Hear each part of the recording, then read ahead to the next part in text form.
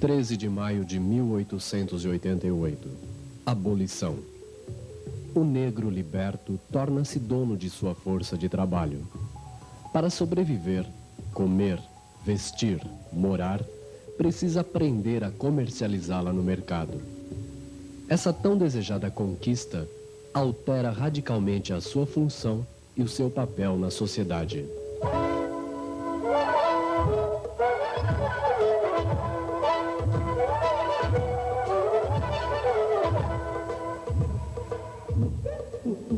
O negro tem pouco tempo para se adaptar à nova realidade.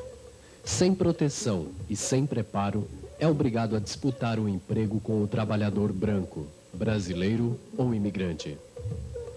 É na cidade que ele tem mais dificuldade. O nascimento da indústria nacional favorece o trabalhador mais especializado.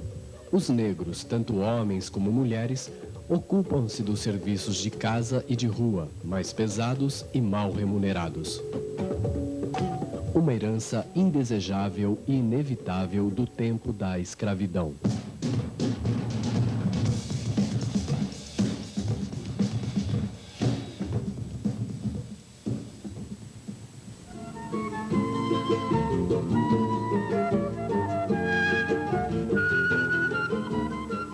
São Paulo, virada do século. Começam a surgir pequenas indústrias e, com elas, uma classe operária brasileira. Brasileira é força de expressão, pois durante as primeiras décadas deste século, a maioria dos operários nas fábricas eram imigrantes. Dados de 1912 apontam 80% como estrangeiros, principalmente italianos. O trabalhador negro menos especializado exerce trabalhos braçais. São carregadores, pintores, pedreiros, lixeiros e condutores, que não participam diretamente da organização da classe operária. Essa tarefa é executada pelos imigrantes anarquistas, que fundam os primeiros sindicatos não oficiais no país. O movimento sindical organiza-se lentamente. Em 1906, realiza o primeiro congresso operário com a participação de 28 sindicatos. 6 anos depois, no segundo congresso, já participam 59 entidades com 177 delegados. Ocorrem as primeiras greves por melhores condições de trabalho e pela redução da jornada.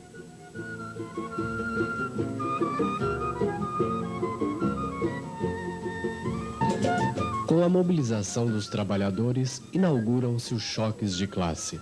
Patrões e governo reagem com a deportação das lideranças.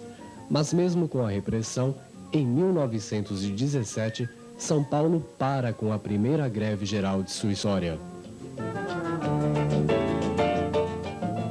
Sem uma militância efetiva nos sindicatos, os negros organizam-se em grupos e entidades e nascem os primeiros jornais. O Menelik em 1915, a Rua em 1916, o Alfinete em 1918, a Liberdade em 1919 e a Sentinela em 1920. Em 1924 é fundado o Clarim da Alvorada, um jornal de ideias negras onde as reivindicações ganham força de expressão. O Clarim consegue se tornar uma referência para os negros e uma arma na luta contra a sua situação na sociedade. Depois disso, duas entidades marcam a história da luta do negro em São Paulo: o Centro Cívico Palmares e a Frente Negra Brasileira.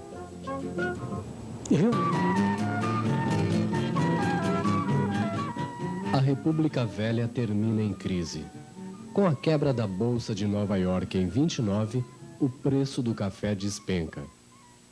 579 fábricas fecham no Rio e em São Paulo.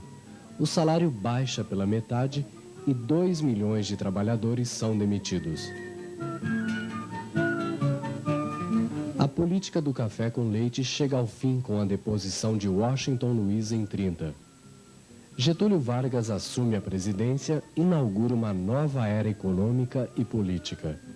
Autoritário, centraliza o poder e fortalece o Estado. Em vários momentos, a classe trabalhadora será sua grande aliada. O trabalhador humilde identifica-se com o estilo de Vargas. Paternalista, ganha o apelido de pai dos pobres. Seu governo interfere diretamente nas relações entre patrões e empregados.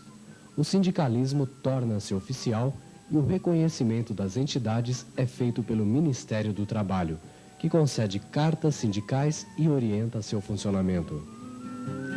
Ao mesmo tempo, regulamenta o trabalho do menor, férias, acidentes de trabalho e jornadas de 8 horas, antigas reivindicações dos trabalhadores.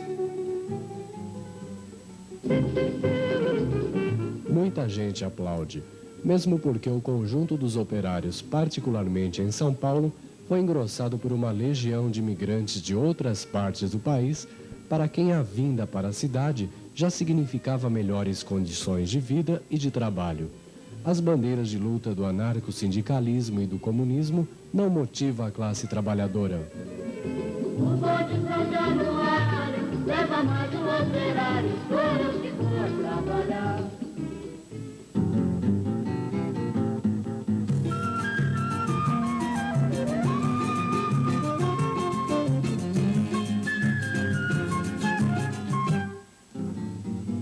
A consolidação das leis do trabalho de inspiração fascista surge em 1943. O imposto sindical é a principal fonte de recursos para o funcionamento dos sindicatos. O modelo corporativo das associações profissionais, imposto por Vargas, vai domesticar os sindicatos e atrelá-los ao Estado.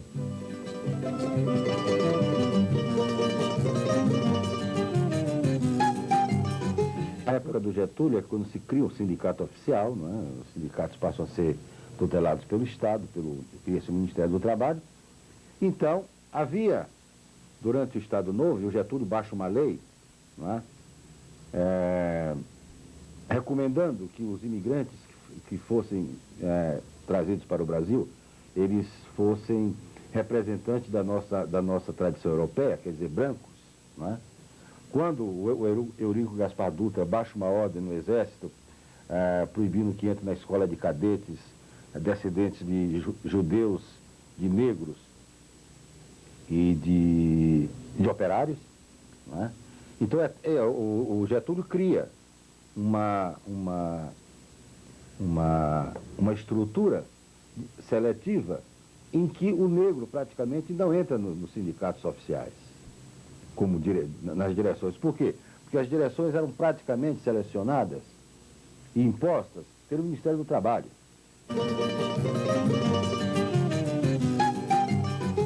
Em 1945, com o fim do Estado Novo e o surgimento de novos partidos, o panorama do país se altera. Baseado na forte estrutura sindical criada por Getúlio, o PTB vai arrebanhar lideranças operárias para suas fileiras. Outros partidos, como o PSD e a UDN, vão trabalhar com os setores emergentes da classe média e os herdeiros das velhas oligarquias. As tentativas de rearticulação da Frente Negra são frustradas. Alguns jornais aparecem, mas sem continuidade.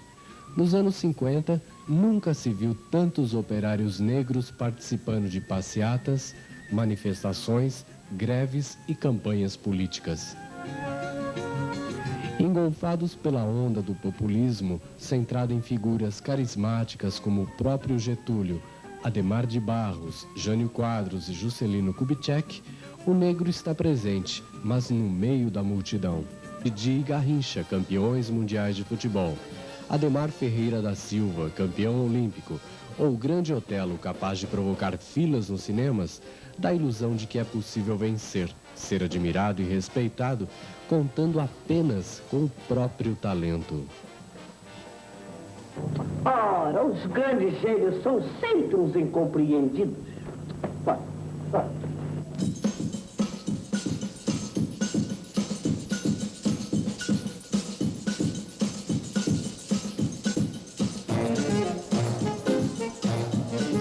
O aparecimento da indústria automobilística em São Paulo é sintomático do crescimento urbano da década. levas de imigrantes continuam chegando à cidade em busca de emprego e melhores condições de vida. Muitos são de ascendência negra.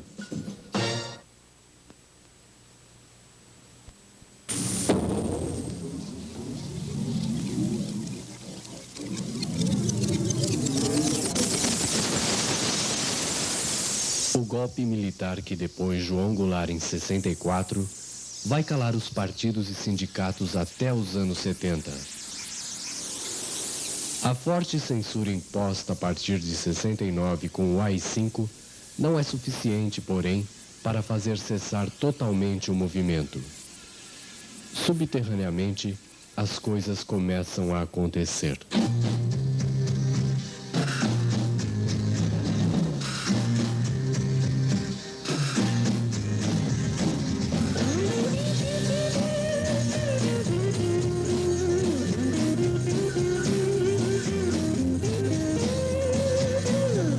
Must be some kind of way out of here.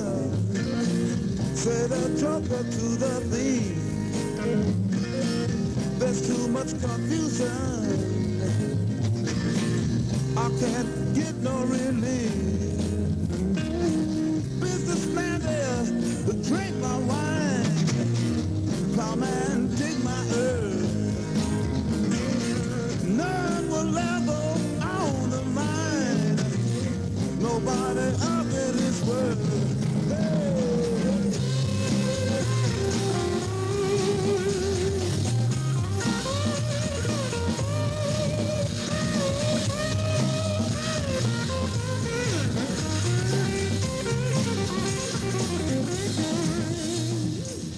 Como é que organiza? Não tem condições. A Forças Armadas tomou conta e ninguém pode falar nada, né? Porque se fosse um civil, aí a gente falava, não falava? Mas a Forças Armadas vai falar o quê? O quadro externo é de Revolução Cubana, o quadro externo é de Vietnã, o quadro externo é das independências africanas.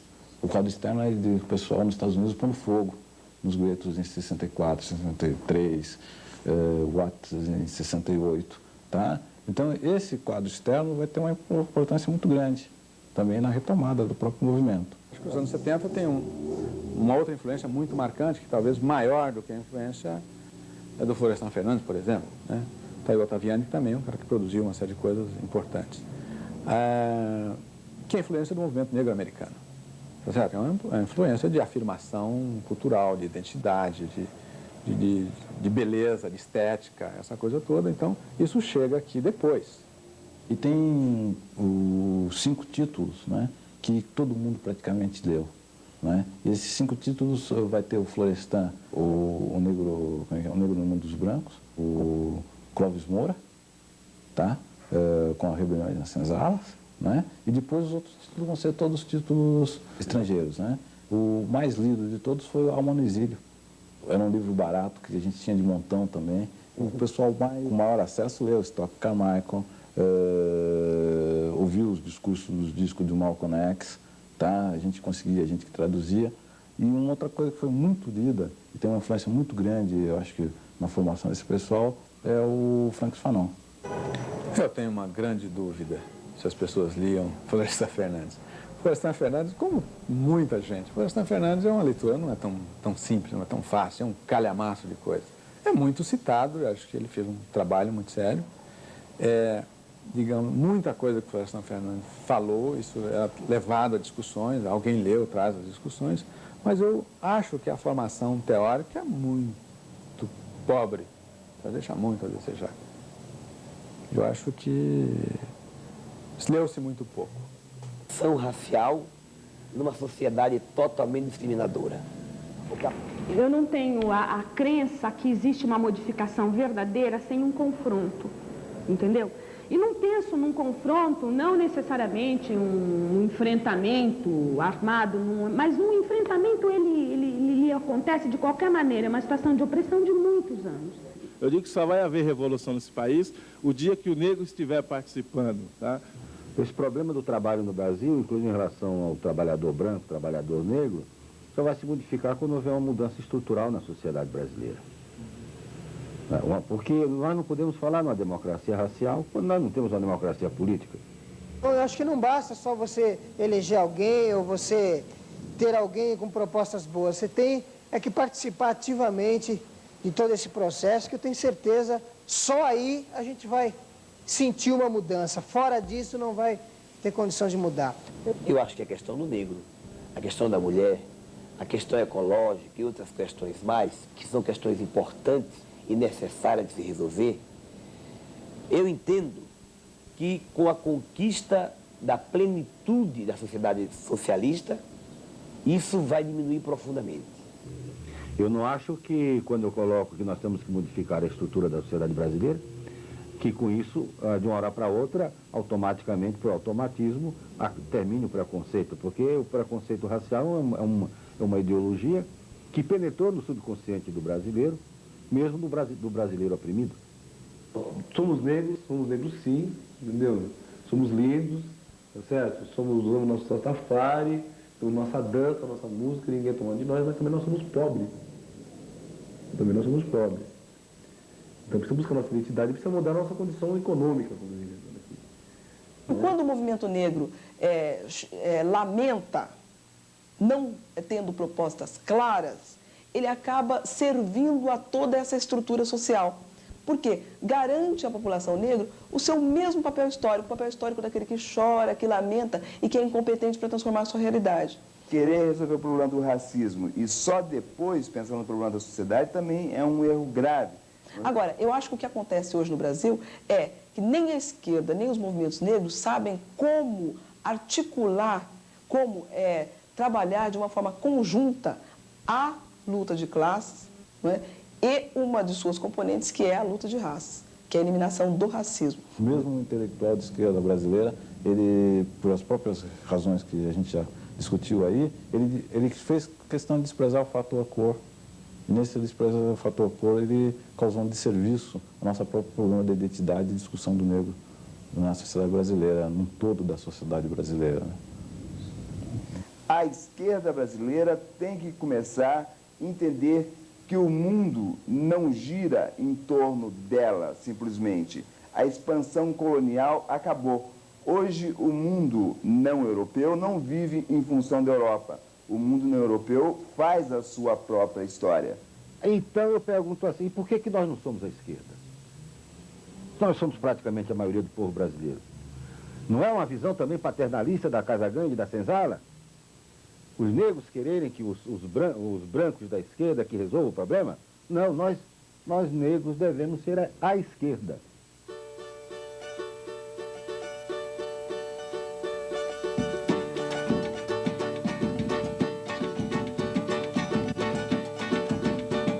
A história desse negro é um pouco diferente. Não tenho palavras pra dizer o que ele sente. Tudo aquilo que você ouviu